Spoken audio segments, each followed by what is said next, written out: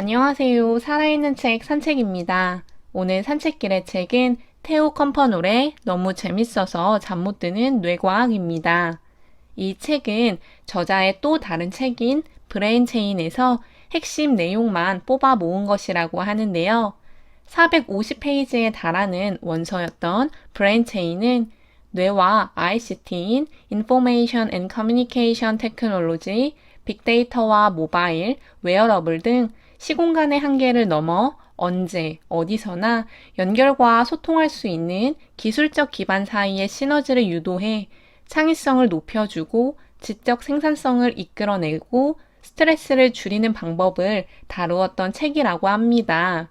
초연결 시대를 살아가는 뇌 기능을 발견하고 잠재력을 최대한 개발해야 하는 ICT를 제대로 사용해서 살아가야 하는 사람들인데 450페이지에 달하는 그의 책을 처음부터 끝까지 읽는 사람을 많이 보지 못하여서 다시 너무 재밌어서 잠 못 드는 뇌과학이라는 책으로 집필을 해서 쉽게 만들었다고 합니다. 저는 개인적으로 이 책을 보면서 진짜 깔끔하게 정리되었다는 생각이 들었는데요.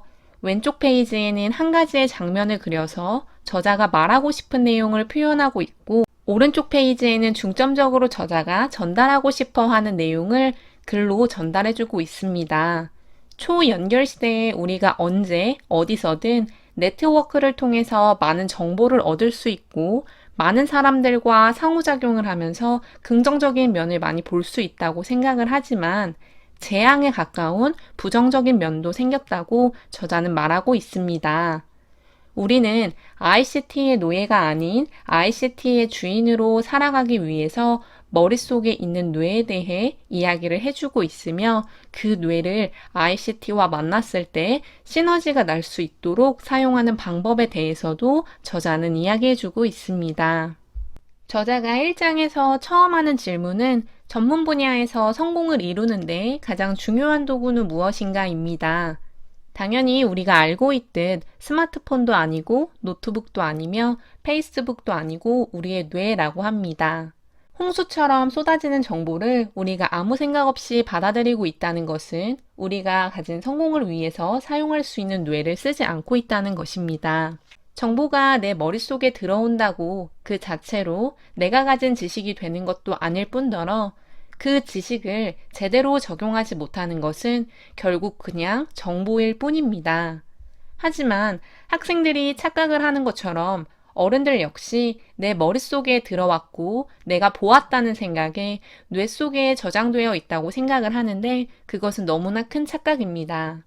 따라서 우리는 지식을 제대로 활용하고 그 활용된 지식으로 인간이 가지고 있는 자질을 기르고 더 나아가 본인의 성공을 위해서는 우리가 가진 뇌를 사용을 해야 합니다. 그래서 우리 뇌에 대해서 저자는 이야기를 하고 있는데 뇌는 총 3가지로 구분이 된다고 합니다. 먼저 생각하는 뇌는 과거, 미래, 현재를 모두 생각할 수 있고 한 번에 하나의 생각밖에 할 수 없으며 인간이 살아가는 데 필요한 숙고와 상상 등을 한다고 합니다. 언어를 통해서 지식을 전파하고 목표를 달성하기 위해서 정말 말 그대로 생각이라는 것을 할 수 있는 뇌라고 합니다. 두 번째 뇌는 반사용의 뇌인데요. 반사용의 뇌는 충동적인 뇌라고 볼 수 있습니다. 지금 여기 오감으로 느끼는 현재의 경험에 집중해서 예를 들어 쾌락이 좋아서 그 쾌락을 느낄 수 있는 행동만 하도록 하는 것이 바로 반사용의 뇌가 하는 일 중 하나라고 하는데요. 뿐만 아니라 운전과 악기 연주 등 계속되는 훈련과 연습을 통해서 자동적으로 행동이 나오는 것 역시 반사용 뇌가 관장한다고 합니다. 마지막 저장용 뇌는 매일 처리하는 방대한 정보를 저장을 한다고 합니다. 사람이 잘 때 또는 멍 때릴 때 그 정보를 거르고 저장을 하는 뇌라고 합니다.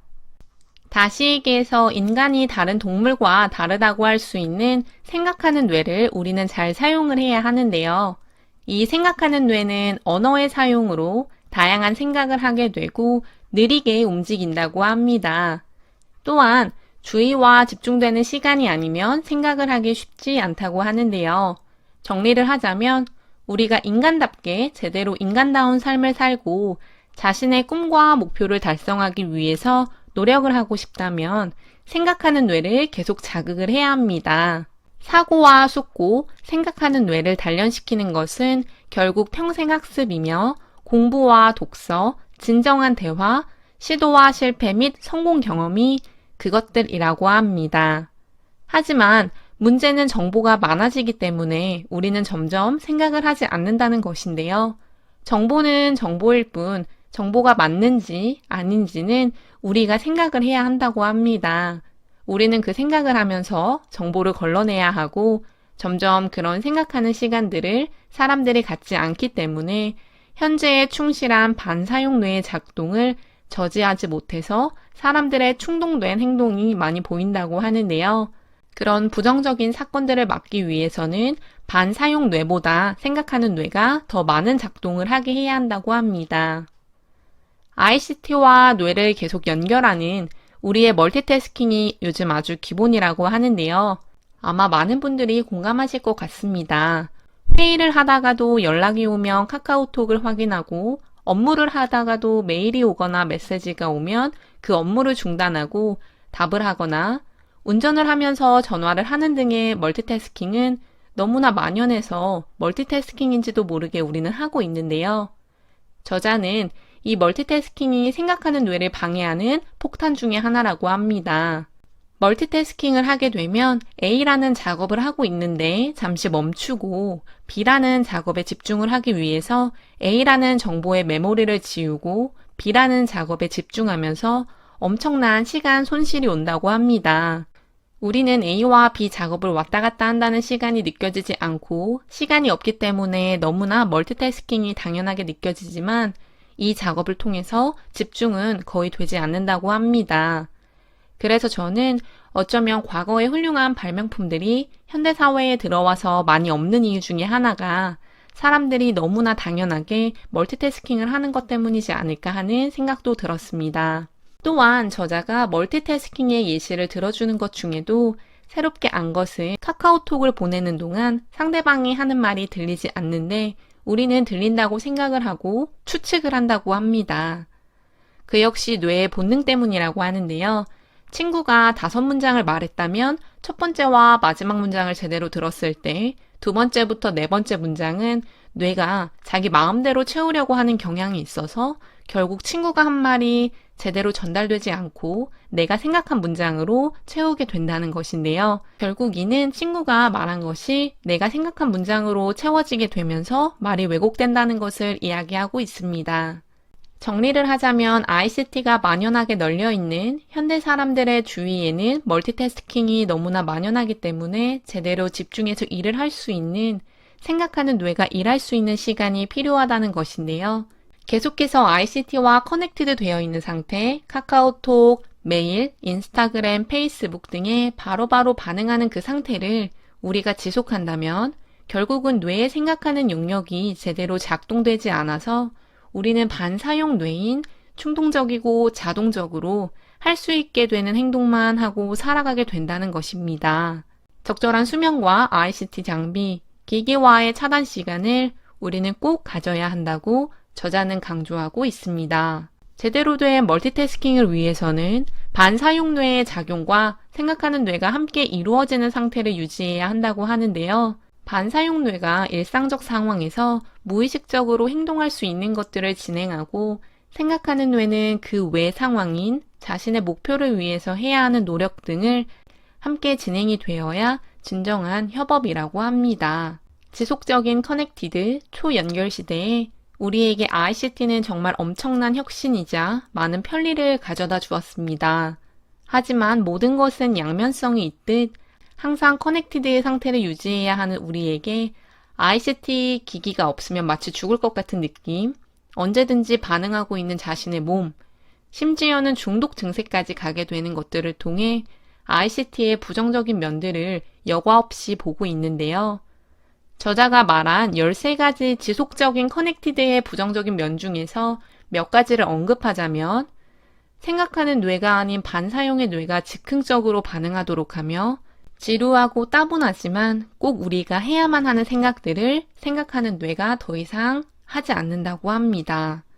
또 정보의 과부하로 인해서 우리는 제대로 된 판단을 하지 못하게 되며 너무나 당연한 것인데 심사숙고를 하는 것을 잊어버린다고 합니다. 마지막으로는 가장 중요하다고 생각하는 자신의 삶을 자신이 통제를 하지 못한다고 합니다.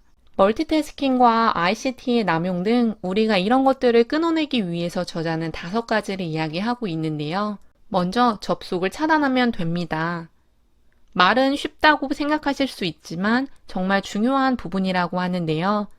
우리가 계속해서 손에 쥐고 있는 스마트폰을 내려놓는 시간이 필요하고 정말 중요한 내용이 아니라면 혼자서 생각할 수 있는 45분씩 2번 이상의 시간을 꼭 하루에 가져야 한다고 저자는 말합니다. 근데 저도 이 부분이 너무나 공감이 되었는데요. 다른 사람들에게 연락이 오면 연락을 해야만 한다는 강박관념이 있거나 왠지 사회에서 도태될 것이라는 생각을 통해서 계속해서 우리는 지속적으로 커넥티드 상태를 유지한다고 하는데 오히려 이는 자신의 삶을 살아가는데 도움이 되지 않는다고 합니다. 2번째는 일관적 태스킹을 하라고 합니다.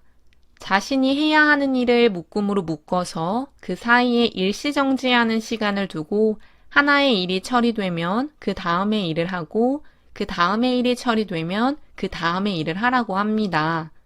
회사에 속해 있을 때는 어렵다고 느낄 수도 있지만 충분히 상사와 업무를 준 사람에게 자신이 하고 있는 업무가 있다면 그 일을 마무리하고 다른 일을 하겠다고 하는 문화를 조성을 해야 한다는 것이 꼭 필요하다고 합니다. 3번째는 스트레스의 균형을 맞춰야 한다는 것인데요. 우리가 알고 있듯 스트레스가 아예 없는 것은 오히려 인간에게 좋지 못하다고 합니다. 따라서 우리는 스트레스의 균형을 잘 맞추어서 스트레스를 받았더라도 그것을 꼭 해소시키는 시간을 통해 자신의 상태를 점검하면서 뇌가 적절한 휴식을 취하고 있는지 확인하며 생각을 할 수 있는 시간을 가져야 한다고 합니다. 4번째는 뇌가 필요로 하는 휴식 시간을 주라고 하는데요. 기본적으로는 수면 시간을 이야기하고 있습니다.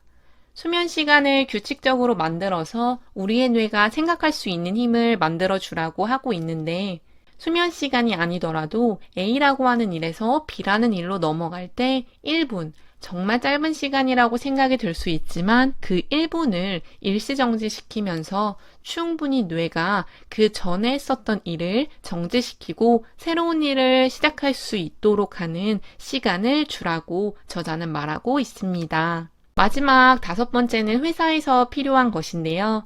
사무실의 공간을 완전 열린 공간으로 만들어버리면 안 된다고 합니다. 저는 조금 의아했던 부분인데요. 오픈된 공간에서 일하는 사람들이 더 많은 소통을 하고 더 많은 업무 혁신을 만들 수 있다는 이야기를 책에서 많이 접한 것 같아서였습니다. 하지만 혁신을 만들던 업무를 하던 결국 먼저 선행이 되어야 하는 것은 개인이 업무에 대한 집중을 하는 것이라고 합니다. 그런 집중과 주의가 있어야 그 다음에 서로 소통을 하면서 업무의 생산성을 높일 수 있는 혁신적인 생각들이 떠오르게 된다는 것인데요. 따라서 회사는 개인적인 공간을 마련해 줌으로써 개인이 업무에 집중할 수 있도록 해야 하고 그 다음에 소통할 수 있는 장소를 만들어야 한다고 합니다. 디지털 세대의 우리 아이들이 ICT 기술을 사용하면서 디지털 마인드를 갖추어 나가기보다 디지털 기계에 중독되는 모습을 저자는 연구하면서 많이 보았다고 하는데요. 그래서 우리는 ICT 능력을 아이들이 주인이 되어 통제할 수 있도록 계속해서 교육을 하고 어른들이 모범을 보여야 한다는 생각을 저자도 말하고 있으며 저도 동의합니다. 해결책은 간단하지만 행동이 쉽지 않다고 말하는 저자의 이야기처럼 간단하게 생각할 수 있는 디지털 혁명이고 사용이지만 결국 그로 인해서 우리가 가진 무한한 자원인 뇌가 무서운 말로 점점 죽어간다는 생각에 안타까웠던 책이었습니다. 생각이 중요하다는 것을 다시 한번 알게 되는 책이었으며 우리가 가진 무한한 뇌를 지속적으로 자극시키고 반응하게 하기 위해서 더욱더 노력을 해야겠다는 생각이 들었습니다. 오늘 산책길의 책은 테오 컴퍼놀의 너무 재밌어서 잠 못 드는 뇌과학이었습니다. 감사합니다.